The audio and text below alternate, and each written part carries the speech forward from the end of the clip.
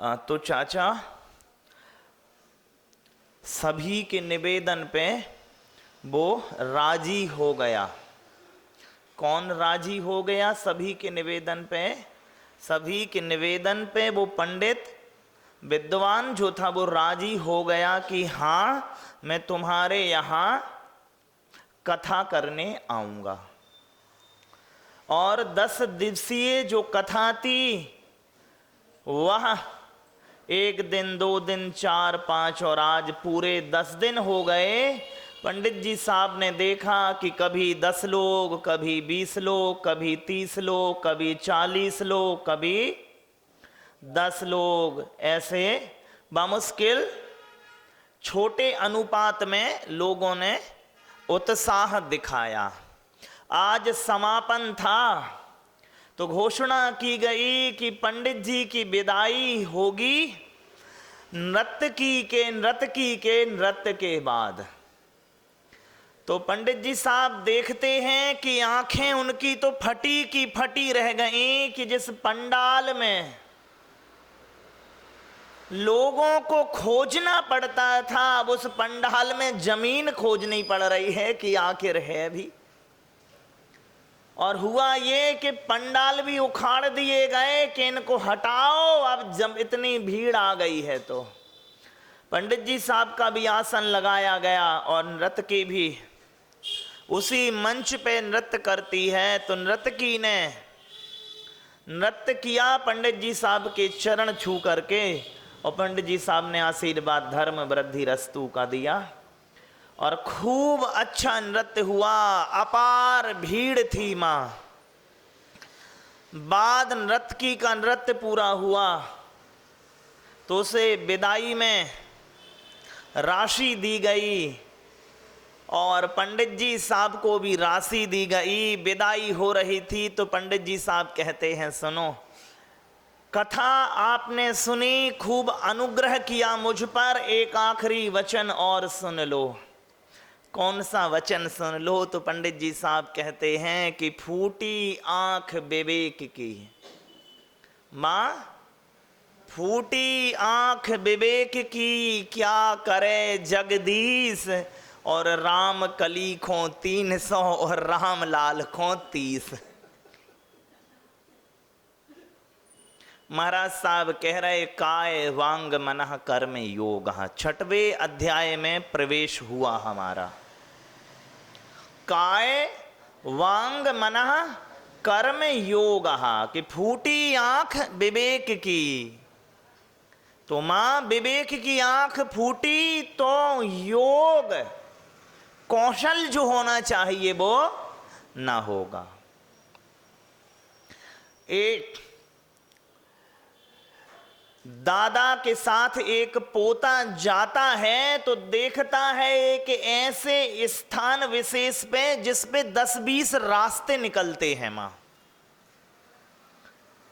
सारे रास्ते ऊबड़ खाबड़ थे और लाइटें इत्यादि भी खूब लग रही थी, सिवाय एक रास्ते के लाइटें नहीं थी, लेकिन रास्ता बिल्कुल साफ सुथरा था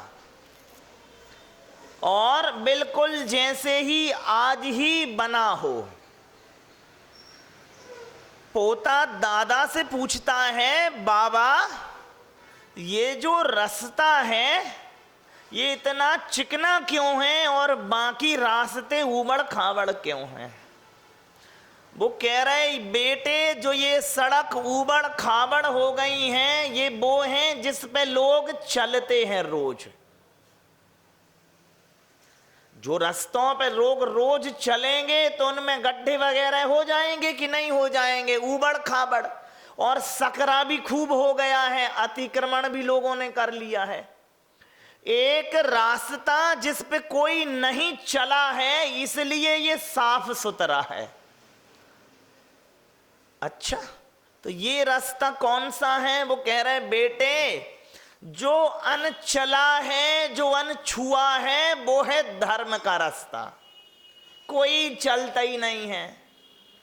और जो बेईमानी के रास्ते हैं, पाप के रास्ते हैं, इतने ऊबड़ खाबड़ हैं क्योंकि हर कोई चल रहा है। लाइटें भी उसी पे लगी हैं। एक से पूछो बेईमानी करने के तरीके तो 10 लोग बता देंगे।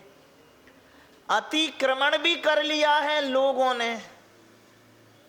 अब देख रहे हो औरंगजेब, हिटलर, मुसोलिन, ये अतिक्रमण करता है उस रस्तों में।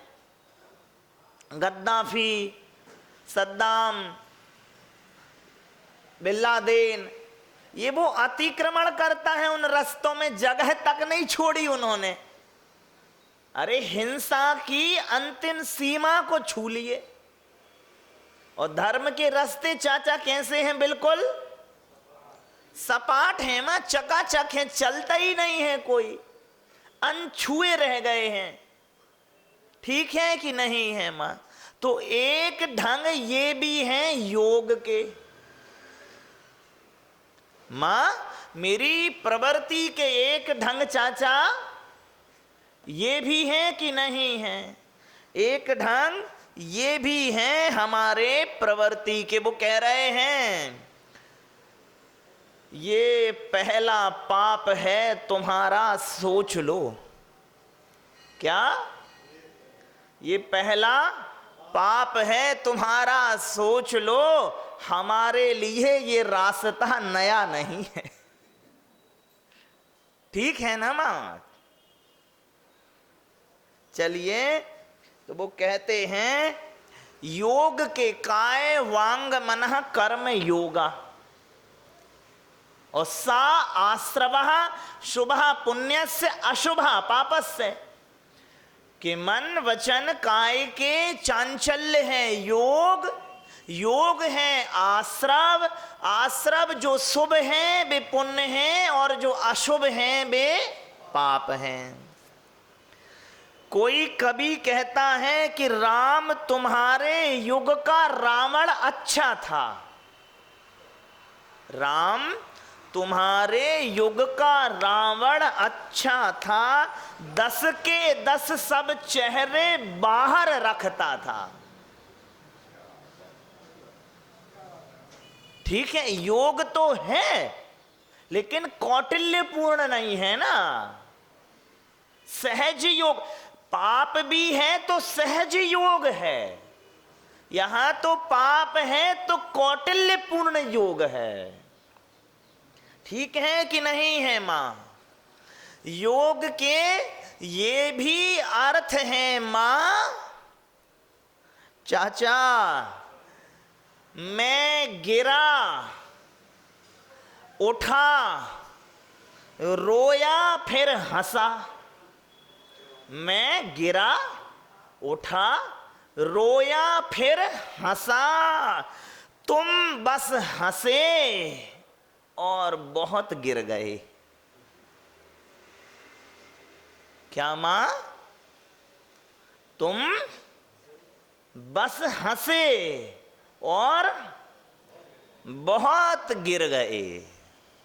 तो यो भी काय वांग मनः कर्म योगः सा आश्रवः, इस चीज को परिभाषित करते हैं कि नहीं करते हैं? बताओ। क्योंकि तत्वार सूत्र के 6वें अध्याय में प्रवेश हुआ है, लेकिन 5वें अध्याय का जो अंतिम सूत्र है वो सूत्र बहुत उपयोगी है। वो है तद्भावः परिणामः, कि वस्तु का जो भाव है वही द्रव्य का जो भाव है वही उसका परिणाम है। तो मेरे भाव ही मेरे परिणाम हैं, है कि नहीं है चाचा? और मेरे भाव शुभः पुण्यस्य अशुभः पापस्य, इस 2 तरह की कोटियों में परिभाषित होते हैं, है कि नहीं है? एक और कोई कवि लिखता है एक जगह मां, और वो लिखता है जरा कह दीजिए सन्यासियों से, जो सत के न्यासी हैं, कि जरा कह दीजिए सन्यासियों से कहां तक जाओगे बैसाखियों से। जरा कह दीजिए सन्यासियों से कहां तक जाओगे बैसाखियों के से, सुकून की नींद से कटती है साहिब, सुकून की नींद से कटती है साहिब कि रातें कटती नहीं चालाकियों से। नहीं ना चाचा, तो एक ढंग के ये भी योग हैं। एक जगह मैंने लिखा था मां कि लोग समझते हैं कि कितने सुख होते हैं, लोग समझते हैं कि कितने सुख होते हैं, साधु जीवन के भी अपने दुख होते हैं। बैसाखी चाचा, हाँ, कि पराश्रित होकर कहां तक जाओगे? आत्मा के जो मार्ग हैं वे तो स्वाचल हैं, परचल नहीं है ना चाचा। पहुंचेंगे वे ही जो चलेंगे, और वे अपने पैर से चलेंगे, क्योंकि चलने के पहले मुझे घोषित करना होता है ना, निःसंगो हम। तो जब पर संग, तो बैसाखियों का भी संग तो संग ही है ना। जब वो कहते हैं अप्य दीपो भव, कि अपना दीपक बनो। चाचा चलिए, मां यात्रा में चाचा छठवें चरण तक तो चलेगा काम, गुणस्थान के छठवें चरण तक तो एक दूसरे के संबल हो जाओगे कि नहीं हो जाओगे, लेकिन जब सातवें चरण में अप्रमत्त में पहुंचेंगे तो निरालंब होना पड़ेगा। अभी जो सालंब थे अब निरालंब होना पड़ेगा कि नहीं होना पड़ेगा। और चरण कितने हैं टोटल? 14। तो आधे से ज्यादा चरण तो चाचा स्वावलंब के हैं। तो बैसाखियां तो पीछे छोड़नी पड़ेंगी कि नहीं छोड़नी पड़ेंगी। और बैसाखियां बनाने बांस भी तो चाहिए, फिर पर निर्भरता तो खूब बढ़ जाएगी कि नहीं बढ़ जाएगी। फिर चेला को पुटिया के रखो, कहीं जे भाग न जाए। क्या? चेला को पुटिया के रखो, नहीं जे भाग न जाए। तो जिस चेला को साधु के पीछे होना था, पता चला अब साधु वो चेला के पीछे हो गए। तो योग कौशल नहीं है ना ये। योग कौशल क्या है, मैं आपको कहता हूं। मैंने एक कविता लिखी थी मां आचार्य श्री के ऊपर, क्यों चलते जाते पांव, क्यों नहीं रुकते ठहरते, क्यों नहीं रुकते ठहरते, मंद होते क्यों नहीं विश्राम पाते, क्यों नहीं दोपहर सोते, क्यों नहीं तपती धरा संताप लाती, क्यों नहीं शीतल पवन पथ मोड़ पाती, क्या नहीं चुभते सड़क के सूल इनको, क्या नहीं महसूस होते फूल इनको धूल इनको, क्या पथिक के पांव में वैराग्य आया, या पथिक के पांव की निर्मोह काया, कब चले थे पांव ये दूजे सफर को, कब तजे थे पांव ने माता के घर को, अरे कह रहे थे खूब सारे ग्रामवासी, थे कभी ये पांव दक्षिण के निवासी। तो एक ढंग चलने का ये भी है मां, नहीं है चाचा? चलने का एक ढंग ये भी है, तो चलने का एक ढंग ये भी है। आचार्य श्री एक बात कहोगे, ये भी मैंने लिखा था। चलने के ढंग हैं, योग के ढंग, क्योंकि परिभाषा क्या थी? योगः कर्मसु कौशलम, पहले पढ़ी थी ना अपन ने कि योग का कर्म की कुशलता ही योग है, जिसे हम सम्यक योग कहते हैं, जिसे हम पुण्य योग कहते हैं। शुभः पुण्यस्य है कि जो शुभ है वह पुण्य है, लेकिन जो ये मैं कहता नहीं कह रहा हूं, इसमें अशुभ योग की संभावनाएं बनती हैं। वो कैसे? आचार्य श्री एक बात कहोगे। महाराज साहब से मैं प्रश्न पूछता हूं, आचार्य श्री एक बात कहोगे, जब आचार्य हुए आप संघ में तब भी भेद पड़े थे। आचार्य ज्ञान सागर के दो ही शिष्य थे, एक को विधि पूर्वक आचार्य पद दे दिया तो दूसरे रुष्ट हो गए थे, रुष्ट नहीं कहना चाहिए, तो उन्हें आचार्य कल्प पद लेना पड़ा। देना पड़ा या लेना पड़ा वो इतिहास जानता है। तो आचार्य श्री एक बात कहोगे, जब आचार्य हुए आप संघ में तब भी भेद पड़े थे, अब आचार्य बनाओगे क्या अब भी भेद पड़ेंगे? आचार्य श्री एक बात कहोगे, क्योंकि पिता भूमिका में आते जब बंटवारे की, तब बच्चों में ऊंच नीच कुछ होती देखी।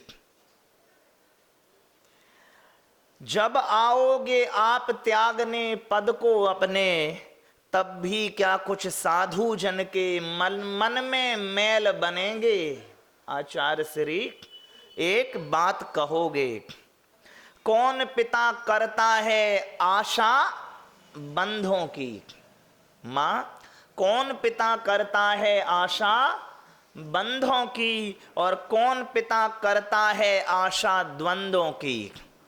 शिष्य आपके निश्चित ही यह ध्यान रखेंगे और आपके वरदानों का मान रखेंगे। क्या यह मेरे मन की पीड़ा थी जो कह दी है? हालांकि कुछ लोग इसे मेरा अज्ञान कहेंगे। क्या यह मेरा प्रश्न पूछना उचित नहीं है और उचित नहीं है? आचार्य श्री क्या बात कहोगे और उचित क्या नहीं मेरा शंकालु होना? निश्चित ही शंका तो बनती ही है कि नहीं बनती है, क्योंकि महाराज साहब जब लिखते हैं काय वांग मनहा, कि मन के और वचन के और शरीर के चांचल्य तो होते ही हैं मां, कि नहीं होते? बताओ। यहां एक बात अनाम भी कह दी जाए तो आपके चित्त आंदोलित हो जाते हैं, नहीं? देखिए, मैं चाचा तो हर किसी को ही कहता हूं, लेकिन जब चाचा कह के एक अनाम बात भी कह दूं तो दो तीन जो स्नेहल चाचा हैं वे आंदोलित हो जाते हैं कि जी मेरे ही लिए तो इस निकम्मे ने नहीं कह दी। अनाम चाचा, जब अनाम योग होता है तब भी चांचल्यपना आ जाता है। जहां सनाम योग होगा वहां पर चांचल्य क्या, सुनामी आएगी। और ये योग के जो हमारे ढंग हैं, इन्हीं को महाराज साहब आश्रव कह रहे हैं। योग के ढंग ही तो आश्रव है कि नहीं है मां?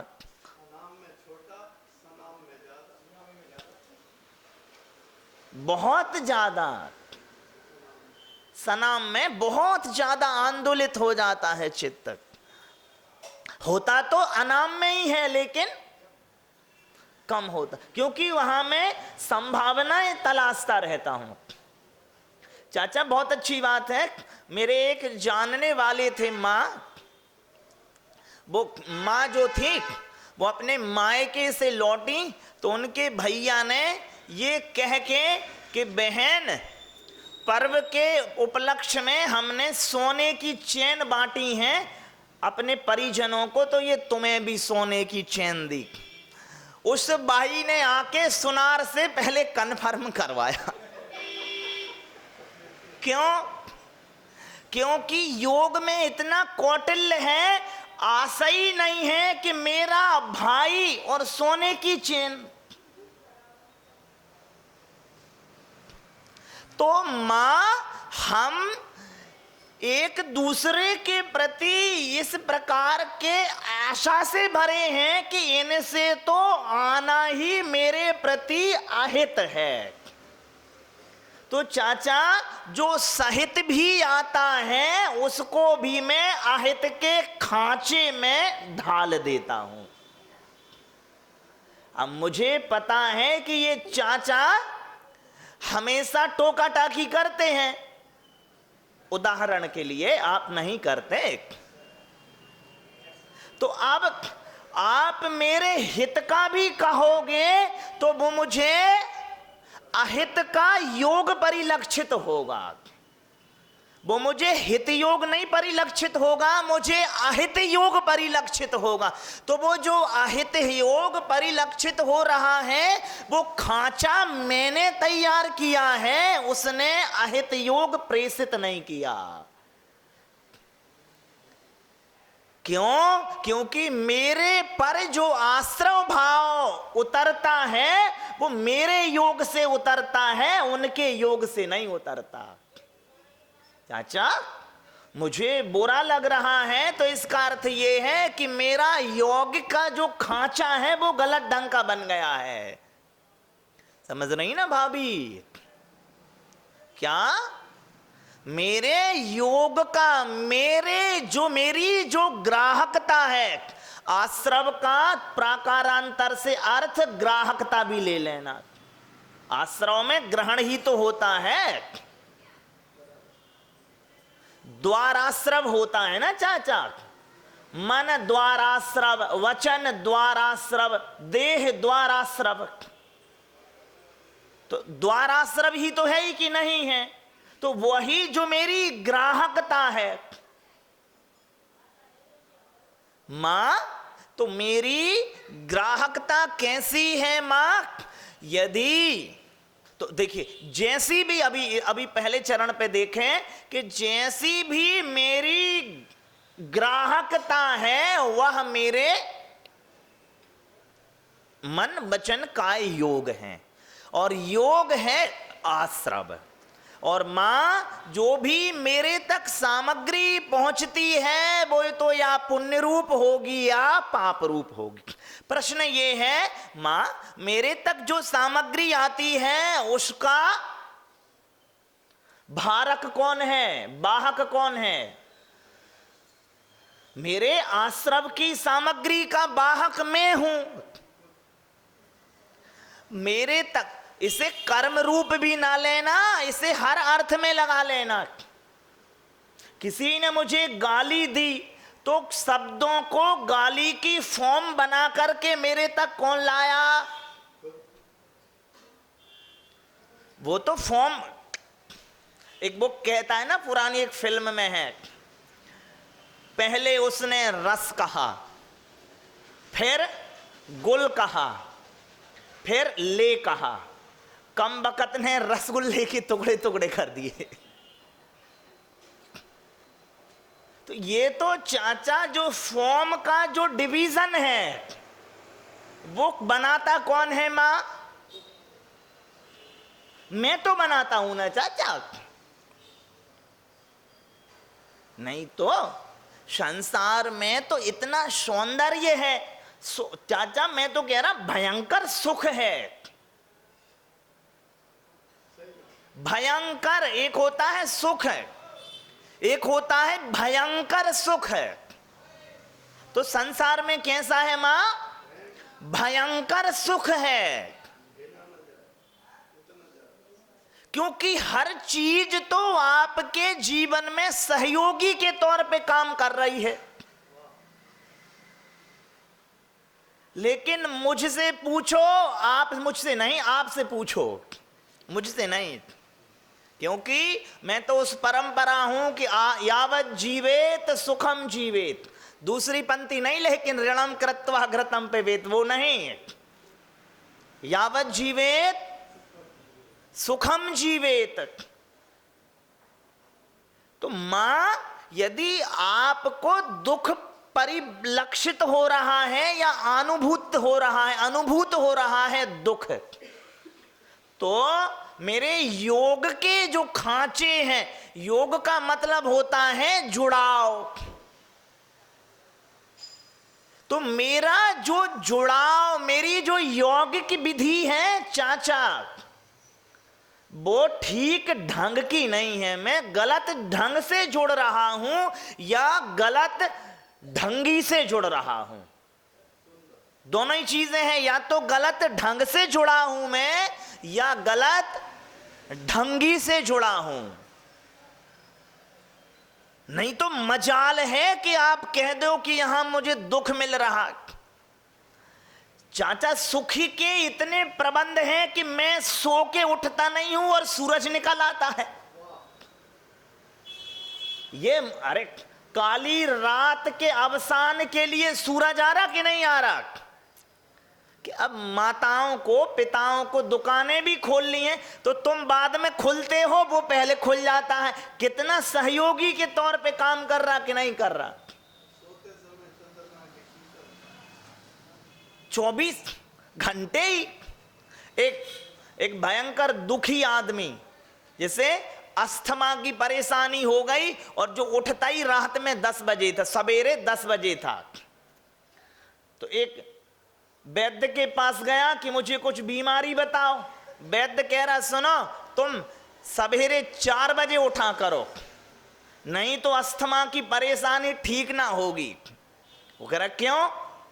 अरे 4 बजे जो रामदेव के चेला अच्छी हवा सब खींच लेते हैं, तो तुम्हारे लिए कौन सी मिलेगी? अब तुम उठा ही गलत ढंग से, या तो आप गलत योग से जुड़ गए हो या गलत योगी से जुड़े हो। मां, दो ही चीजें हैं। नहीं तो सुख के तो इतने प्रबंध हैं। शरीर का स्वस्थ होना सुख का प्रबंध है, समझ ऊंचे दर्जे की होना सुख का प्रबंध है, परिवार में संपत्ति का होना, कितनी? साईं इतना दीजिए तामे कुपुट कुटुम, मैं भी भूखा ना रहूं साधु भी भूखा। इतनी संपत्ति का होना